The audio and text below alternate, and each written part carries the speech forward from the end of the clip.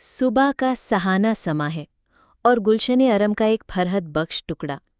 जिस तरफ और जहाँ तक नज़र जाती है मखमली फर्श नज़र आता है, जिसमें निहायत करीने से गुलपोश पौधे खड़े हवा से अटकेलियाँ कर रही हैं, शाखें झूम रही हैं और सरसब्ज घास पर रंग रंग के फूलों की पत्तियाँ बिखर कर निहायत ही जाजिब नज़र बन गई हैं। कुछ इस किस्म की भीनी भीनी खुशबू फैली हुई है कि रूह तक तरोताज़ा हुई जाती है। आफ़ताब बतदरीज बुलंद हो रहा है और गुस्ताख सुनहरी शुआएं नर्मो नाजुक फूलों का रंग चुराने के लिए पत्ती पत्ती में घुसी जा रही हैं। दफ़रा सुरीले कहकहों की आवाज़ सुनने में आने लगी, जैसे कहीं परियां हंस रही हों और उनके नुक्रे कहकहे फ़ज़ा को हसीन बना रही हों। इस वक्त शोभा देवी, जो जोग जोगिया लिबास पहने, माथे पर तिलक लगाए, बाईं हाथ में मृग झल्ला और दाईं में माला लिए, एक रविश से निकली और उस सिल पर आ खड़ी हुई जिसके दोनों तरफ नालियों में शफ़ाफ पानी बह रहा था और निहायत ही खुशरंग और खुशबूदार फूलों के पौधों की कतारें फैलती चली गई थीं। जोगन ने आहिस्ता से कहा, आज कह दूं, कह देना ही चाहिए, मैं महाबन जा रही हूँ। श्री कृष्ण जी की जन्मभूमि में, मुराद मथुरा से है। ईश्वर जाने जिंदा वापस लौटूं या नहीं। महादेव जी, वो जिसे सोमनाथ जी का बच्चा बच्चा चाहता है, जिसका चेहरा पूरनमाशी के चंद्रमा यानी 14वीं रात के चांद से ज्यादा रोशन है, हुस्न व शबाब की तस्वीर, नाजो अदा का मुजस्मा, रैनाई व ज़ेबाई का पैकर। हम सोमनाथ ही का जिक्र कर रहे हैं। मुअर्रिखों को इस मकाम के पता लगाने में बड़ी दिक्कतें पेश आई हैं। कोई इसे गंगा के किनारे जगन्नाथ जी के करीब बताता है, तो कोई जमुना के किनारे मथुरा के पास बयान करता है, कोई कश्मीर और हरिद्वार के दरमियान कहता है। खुद हिंदू इस मशहूर मकाम को भूल चुके हैं और नहीं बता सकते कि उनका ये मशहूर तीर्थ कहाँ था, मगर मुसलमानों की ही तारीखों से पता चलता है कि वो जजीरा नुमा गुजरात में बहागिया दार के करीब लब समंदर था। तारीख फरिश्ता में लिखा है कि सोमनाथ काठियावाड़ के करीब था। इस शहर का नाम सोमनाथ इस वजह से मशहूर हुआ कि इसे सोम नाम राजा ने आबाद किया था और उसने एक अजीमुशान बुतखाना बनाकर नाथ नामी बुत उसमें नस्ब कर दिया था। सोम और नाथ दोनों से मिलकर सोमनाथ के नाम से मशहूर हो गया था। ये मुमकिन है कि सोम राजा ने इसे आबाद किया हो, लेकिन संस्कृत जबान में सोम चांद को भी कहते हैं और हिंदू महादेव की पूजा सोम के नाम से भी करते हैं। नाथ के मायने हिंदी में बुजुर्ग और काबिल तहजीम के हैं। मुमकिन है सोमनाथ महादेव का काबिल तहजीम नाम रखा गया हो, क्योंकि रफ़ीउश शान बुतखाने में महादेव का बुत था और हिंदुस्तान भर के हिंदू उसकी परस्तिश करते थे। ज़्यादा कयास यही है कि महादेव के बुत की वजह से इसका नाम सोमनाथ मशहूर हो गया था। सोमनाथ शहर भी था, किला भी था और मंदिर भी। सोमनाथ में गिरयान की रोज बड़े पैमाने का मेला लगता था। लाखों बंद दूर दूर से वहां आते थे। करोड़ों रुपए के माल की खरीदो फरोख्त होती थी। सैकड़ों राजा और महाराजा आते थे। हिंदुओं का ये अकीदा था कि मरने के बाद आदरू अंगन से गुजरकर सोमनाथ की खिदमत में आती हैं और कहीं से उन्हें जो ही नहीं बदलने का हुक्म होता है। ये अकीदा आवागुन यानी तारीख ख्याली मसला है। जो रूह एक मर्तबा इंसानी पैकर में आकर मरने के बाद निकल गई तो न वो भटकती फिरती है, न दूसरी जोन में जाती है, बल्कि कयामत के इंतज़ार में मकामाते इल्म व बयां में जमा होती रहती हैं और उन्हें रोज़े हश्र उनके आमाल की जज़ा व सज़ा मिलेगी। सोमनाथ का इस कदर एहतराम किया जाता था कि जब कोई राजा इसकी जियारत के लिए जाता था तो मीलों और मंजिलों से पैदल होता था। सोमनाथ के हर बाशिंदे की हर हिंदू ताज़ीम करता था और वहाँ के राजा को अद-बिरात शहंशाह माना जाता था। मजहबी तौर पर इसकी अजमत मजहबी पेशवाओं से बढ़कर की जाती थी।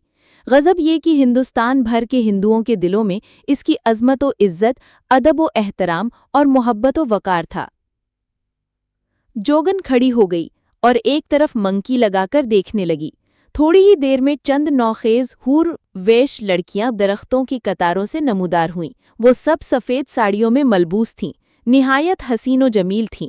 उनके चेहरे अफक में सितारों की तरह चमक रहे थे, लेकिन उन सितारों के झुरमुट में एक चांद भी नजर आ रहा था। तमाम लड़कियां हद दर्जा शोखो शंख थीं। उनका अज़ू अज़ू मुतहर्रिक था। वो हंस हंस कर बिजलियां गिराती थीं।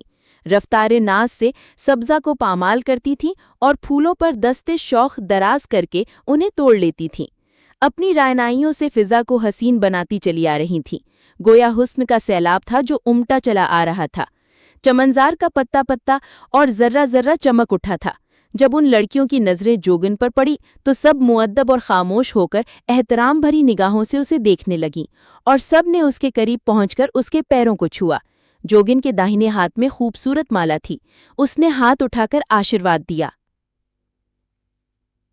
जोगन ने कहा, फलन कराई तुम? चंद लड़कियों ने जवाब दिया, जी हाँ माताजी। जोगन, मैं राजकुमारी से कुछ कहना चाहती हूँ। उन लड़कियों में सोमनाथ के राजा की हूरवश बेटी चंदर मोहिनी भी थी। चंदर मोहिनी निहायत ही हसीन और जमील थी। गोल चेहरा, कुशादा पेशानी, लंबी मोटी और गजाली आंखें, सितवान नाक, बड़ी भोली, ऐसी मासूम के असबियत से कोसों दूर। मौजू अब इस पर खिलता हुआ गोरा रंग और इसमें शहाब की सुर्खी की झलक गजब की दिलकश सूरत थी, निहायत शर्मीली। जोगन, एक बात मैं मुद्दतों से छिपाए हुए हूँ, उस वक्त से जब राजकुमारी तुम घुटनों चलने लगी थी। चंद्रमोहिनी ने हैरत से जुगन की तरफ देखकर पूछा, ऐसी क्या बात है वो?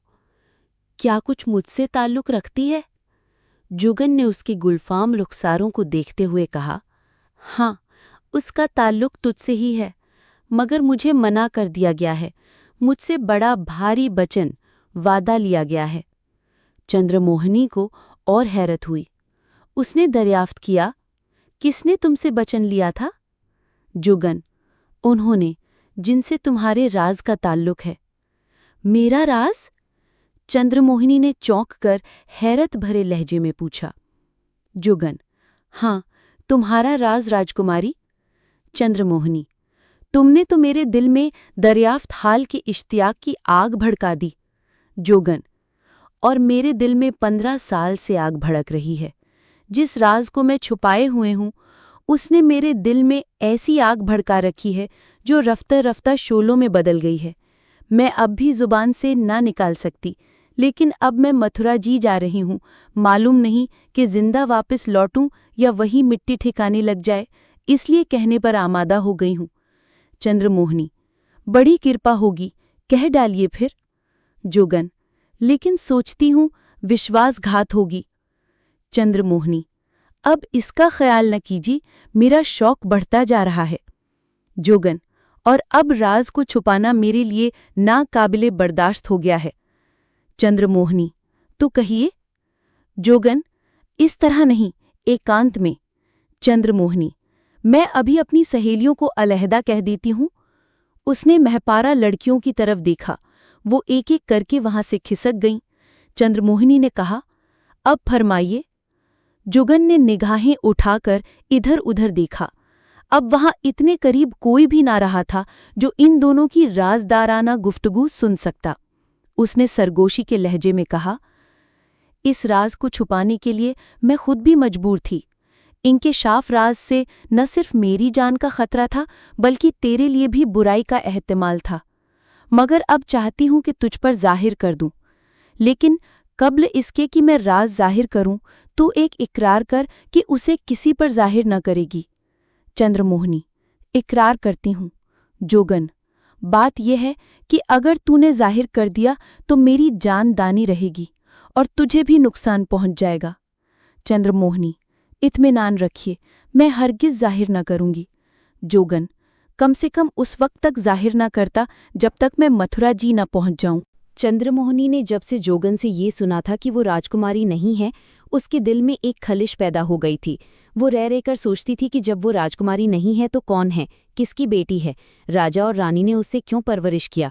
क्या उन्हें मालूम नहीं कि मैं उनकी बेटी नहीं हूँ, या मालूम है और वो भी इस भेद को छुपाए हुए हैं? लेकिन अगर ऐसा है तो क्यों छुपा रहे हैं? इसमें उनकी क्या मसलहत है? वो खूब जानती थी कि उसकी परवरिश और पर्दाख्त राजकुमारी की तरह हुई है। रानी उससे बेटी ही जैसा सुलूक करती है, राजा बेटी की तरह चाहता है, राजकुमारी की तरह राया ताज़ीम करती है, दासियां और सहेलियां सब उसका अदब और एहतराम करती हैं। कई रोज़ इस फिक्र तशवीश में गुजर गए, लेकिन ये मसला हल ना हुआ। रानी से उसे इसके मुतल्लिक कुछ पूछने की जुर्रत ना हुई। वो जोगन को अरसा से जानती थी, निहायत नेक और बाखुदा थी। उसका ज्यादा वक्त पूजा पाठ में गुजरता था। उसने कभी बात गलत ना कही थी। उसे ये यकीन था कि किसी रोज़ जोगन खुद ही आकर इस राज का इंकशाफ कर देगी जिसने उसके दिल में अजब कश्मकश पैदा कर दी है। लेकिन कई रोज़ से जोगन ना आई थी, हालांकि वो उसके आने का रोज़ाना इंतज़ार करती थी कि दिल में जब जोगन सोमनाथ के मंदिर में रहती थी, इसके अलावा और बहुत सी तारिकुत दुनिया औरतें रहती थीं। ऐसी औरतों की तादाद 150 या 200 थी, लेकिन इन सब में इस जोगन को इम्तियाज़ खुसूसी हासिल था। इसका नाम तो कुछ और था, लेकिन सब शोभा देवी कहते थे। तमाम जोगने और सारे साधु उसकी इज्जत करते और कसरत इबादत की वजह से उसकी अजमत के कायल थे। सोमनाथ के मंदिर में तकरीबन 100 दासियां थीं। ये दासियां नौखेज़ और हसीन व जमील 15 साल से लेकर 20 साल की उम्र की लड़कियां थीं। आम महफिलों में नाचती गाती नहीं थीं, बल्कि सोमनाथ के मंदिर से वाबस्ता थीं और पूजा के वक्त बुत के सामने रोज़ाना नाचना गाना उनके फ़राइज़ में दाखिल था। ये लड़कियां ज़्यादातर अमीरों, रईसों और बड़े ख़ानदानों की होती थीं।